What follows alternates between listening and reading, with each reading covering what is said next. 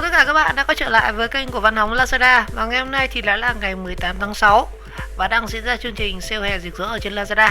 Ngày nay chúng ta cùng điểm qua một chút ở trên sàn Lazada thì sẽ có những cái deal gì hot và có những cái sản phẩm gì ngon mà chúng ta có thể săn được trong ngày hôm nay nhé.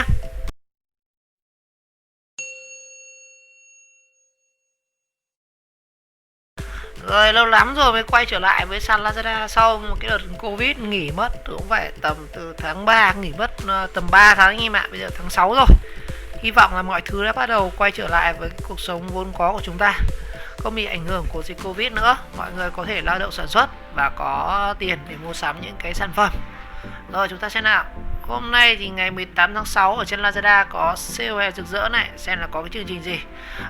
Trong cái đợt này thì mình có vài video giới thiệu về chương trình sale hè rực rỡ rồi. Cũng đã bóc thử một số các cái sản phẩm của Lazada, như là có bộ đôi camera của iMOS, gồm có gì nhỉ? Con iMOS Q2, con iMOS Ranger 2, có cả màu hộp và có hai bản đánh giá chi tiết về các sản phẩm này rồi. Rồi bây giờ chúng ta sẽ đến với trực tiếp với xe rực rỡ xem như thế nào. Cái ngày hôm nay thì có miễn phí vận chuyển lên tới 100%, nhưng mà hình như là theo mình nhớ là chỉ có vài khung giờ thôi. Và cũng có một cái mã giảm giá to vật vã, như là mã đây là cái mã 5 triệu cho đơn 8 triệu này, nhưng mà mình nghĩ cái săn khó lắm anh em ạ, ngồi gì như này khó lắm. Rồi xem là cái chương trình ngày hôm nay đây, có mã giảm giá đây. Chúng ta sẽ có mã free ship diễn ra từ ngày 18 đến ngày 22 nhé. Rồi và chúng ta sẽ được giảm đến 20.000 cho đơn hàng là 49.000. Rồi một mã nữa là giảm 35.000 cho đơn hàng 150. Rồi còn đây là những cái mã này là mã free ship này. Còn đây là cái mã để áp vào đơn hàng. Ví dụ đơn 300 thì mình sẽ có mã 10% là mã 30.000. Cũng giảm ngon rồi. Đơn anh em cố gắng ghép được đơn 300, áp cái mã này thì giảm được 10%, giảm được 30.000. Mình collect luôn cái mã này. Chẳng mua gì thì mua. Rồi đây mình thấy có một số mã như là mã 160.000 cho đơn 1.600.000. Mã này cũng là 1% nhưng không ghét được. Còn cái mã khủng là mã 5 triệu cho đơn 8 củ đây.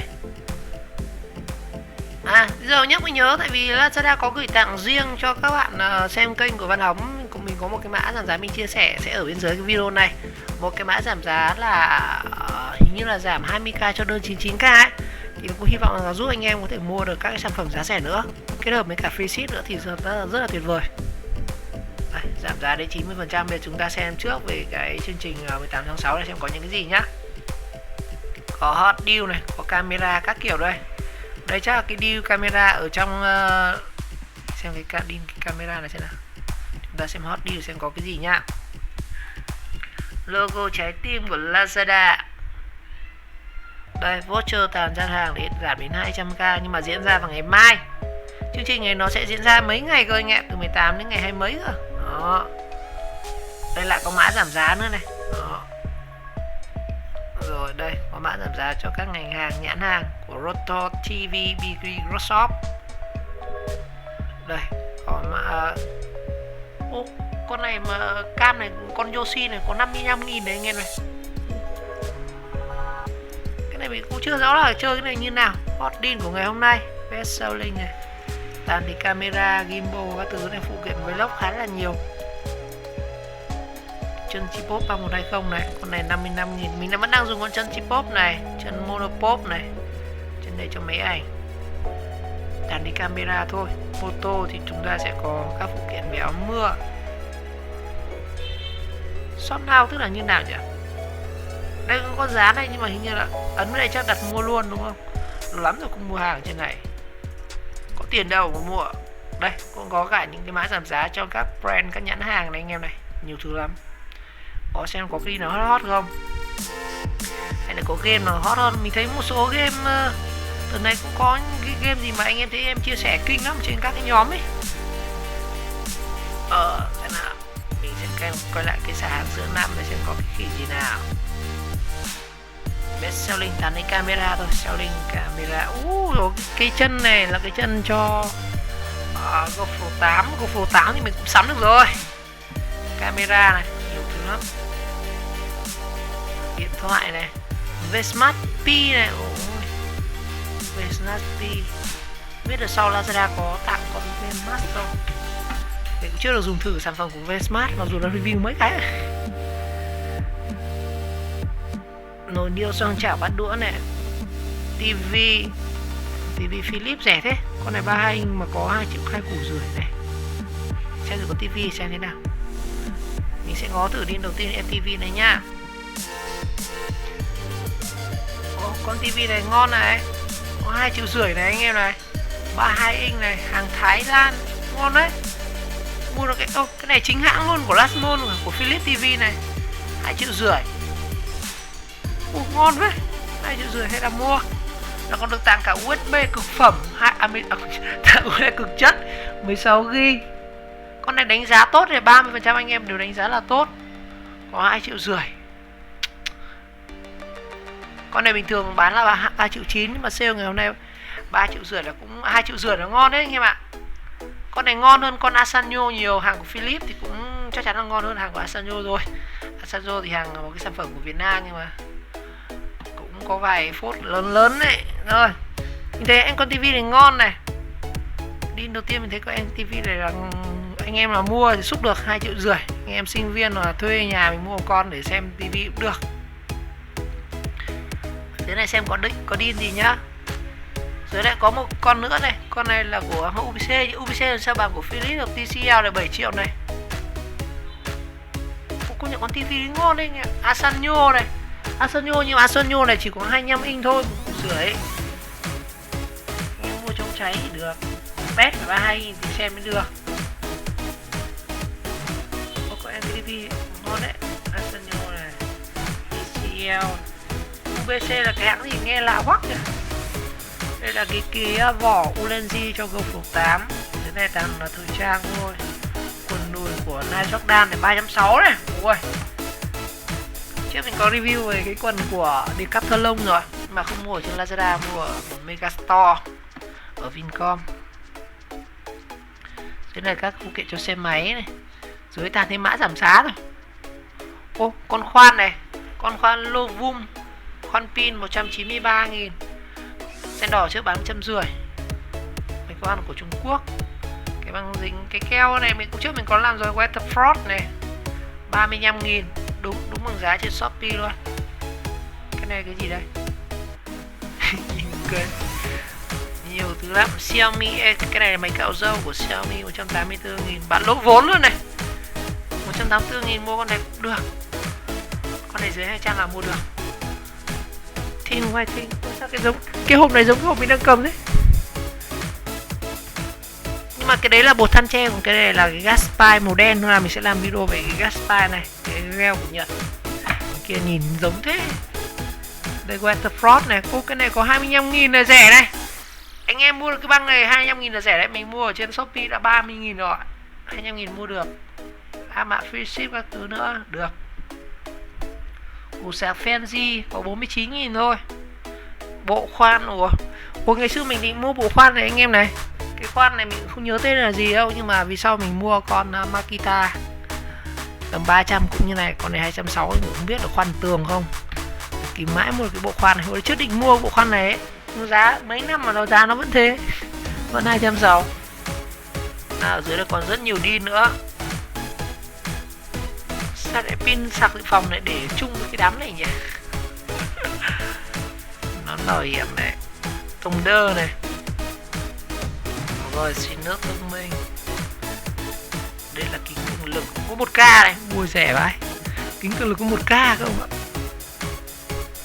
Thẻ nhớ này. Cái gì đây? Sao lại có con lót ở dưới? À đây có con lót trong nước.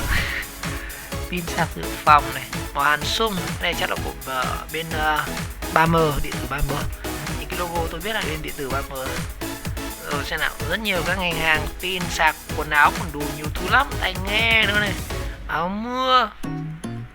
Cái gì ngon đấy, lạc sườn này 36k. Tấm lưới sắt này.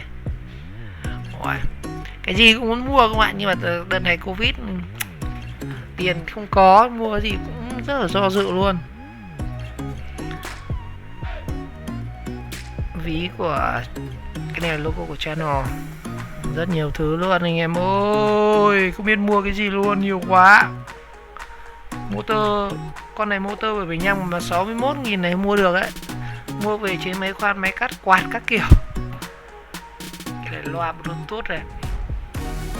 Hôm nay free ship này chắc là nhiều người cũng sẽ mua nhiều đấy. Nhiều thứ phết đấy. Bộ kem đánh răng này. Mình xem mấy cái mình xem mấy con điện thoại xem nào. Xem mấy cái quần áo này chắc là cũng chẳng mua, tại vì nhà đang nhiều lắm vào mùa hè, chẳng mua quần áo này. Quần áo đang rất nhiều, giày dép tủ, giày thì hàng đống. Bây giờ bảo mua gì, sau mấy năm tôi thật với câu tôi mua rất nhiều thứ rồi. Thành ra nhà tôi bây giờ nó sắp thành một cái store. Ở đây lần nào tôi sẽ phải thanh lý bớt các cái đống mua không dùng hết đâu không ạ. Có nhận mình thấy có con tivi đúng rồi, có con tivi LG ngon mà đâu mất rồi không ơi. Rồi quay lại xem nào, chương trình ngày hôm nay xem có chương trình gì nữa. Đấy là cái đây này, dưới này còn bao nhiêu các chương trình này. Sandin 6K này, và đi 6K này chắc chắn là váy vóc thôi, chúng tôi sẽ không xem nhé, cho chị em nào xem thì hợp lý hơn. Sáng giữa năm này, xem sáng giữa năm xem có con điện thoại hay con tivi nào ngon không, mua một em. Lại có mã giảm giá này, tôi lại collect được cái mã này các ông ơi. Đấy, lại có cái mã 1,5 triệu giảm cho đơn 1,5 củ này. Đó. Lúc đấy chẳng ghét được, xong rồi đi qua đi lại ghét được. Cái mã này thì reset liên tục mà anh em chịu khó săn nhá. Asanyo này, cái Asanyo đấy tôi vừa nói rồi. Cái này là mấy cái phụ kiện làm video các thứ này. Con cam này thì không dùng được đâu anh em ơi, đừng mua. Cam này mờ lắm. Tốt nhất là cố gắng dành tiền bet anh em mua được con Eken. Còn sảnh sang thì mua GoPro. GoPro bây giờ giá nó cũng rẻ, có 6 triệu thôi. Chỉ có ăn nhịn mặc mua. Chứ con này thì đừng mua, phí tiền anh em ạ, mờ lắm, rung bật bật. Eken thì nó cũng dùng được nhưng mỗi tội chúng dùng nó kém quá, bắt buộc mình phải dùng sang GoPro.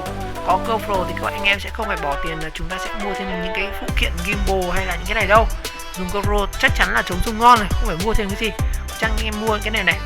Mình thấy đây cũng khá nhiều các cái phụ kiện GoPro cam khủng này. Cái này giống vẻ giống cái pen kia nhỉ? Giống cái brand vừa xem ở ngày 18 tháng 6 ấy. Giống không ạ? Rồi chúng ta sẽ đến với đây. Tin mới này. Dàn cam cùng các thứ thôi. Đợt này đây lại có mã giảm giá này, anh em có thể collect luôn ở trong từng cái nó có từng cái chiến dịch ấy, mình có thể vào mình ghét được.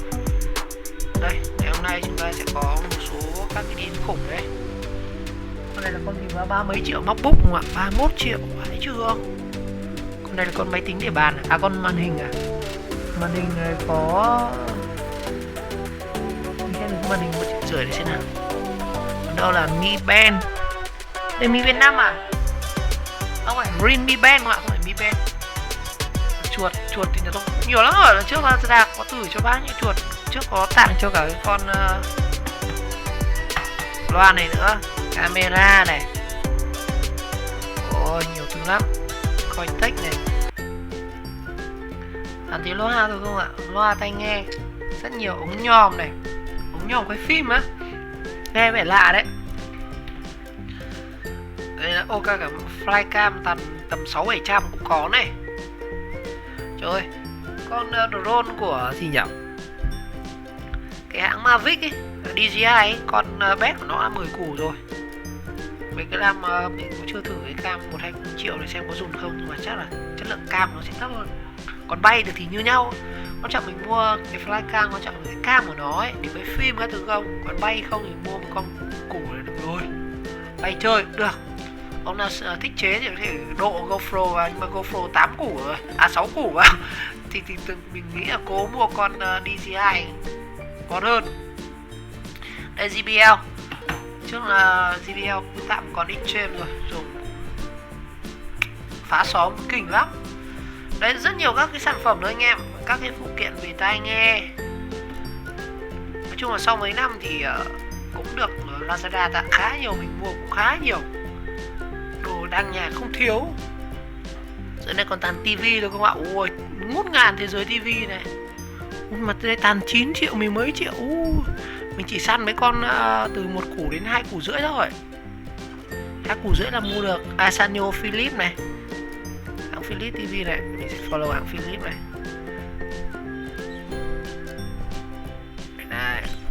Đây có một số mã Philips ngon phết đấy các bạn. Đây này, Philips ngày hôm nay sẽ có là 3 cái mã này anh em có thể chiến được này, đang giá rất thấp. Ví dụ con 3 inch này có 2,5 triệu thôi, hoặc là cái con 24 inch thì có 1,8 triệu. Anh nghĩ mình cố thêm một tí mình mua con 3 inch này thì cho nó nét, hoặc là cố lên gấp đôi chúng ta sẽ được con 40 inch. 40 inch dùng to đấy nhưng mà tốn điện. Ngoài Philips ra thì chúng ta sẽ có rất nhiều các nhãn hàng nữa như của Asanyo của Việt Nam, của Sony, Samsung, Koka, TCL. Một số cái hàng giá rất là rẻ. Thì hàng Philips này có vẻ mới này. Rồi Asanyo thì quá rẻ rồi. Asanyo sản phẩm của Việt Nam, anh em thích hàng của Việt Nam thì có thể ủng hộ. Rồi chúng ta sẽ có thêm một số các cái hãng TV khác như của Sharp này. Dưới này nó còn nhiều thứ linh tinh nữa anh em, mua TV theo inch này này. Đó. Mà sao TV gì mà chả thấy có hãng này. TV LED của Sharp này, ôi mua con LED của Sharp cũng được này, 2,5 triệu này, ngang với con TV của Philips. Con này còn rẻ hơn con của Philips. 4 triệu này. Mình xem con của Sharp xem thế nào. Con này không biết phải Sharp của hàng chính hãng không. Con này thì không phải là của Sharp chính hãng nha anh em, đây là của shop là điện máy Gia Khang thôi. Mình vẫn thích mua cái hàng của Philips chính hãng kia. Đó. Con Philips ngon hơn, nó đắt hơn một tí thôi, nhưng mà chính hãng. Ta sẽ còn rất nhiều tivi nữa anh em ạ. Ôi.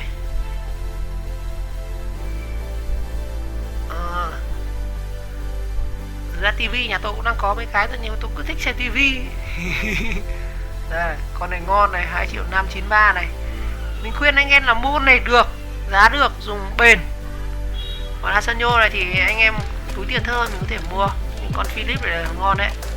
Hãng Philips là một cái hãng nghe cũng tên tuổi bán là Philips ngày xưa bền phết đấy. Đó. TV giờ rẻ thế. Rồi này thằng TV được không ạ? Ui, ngút ngàn TV.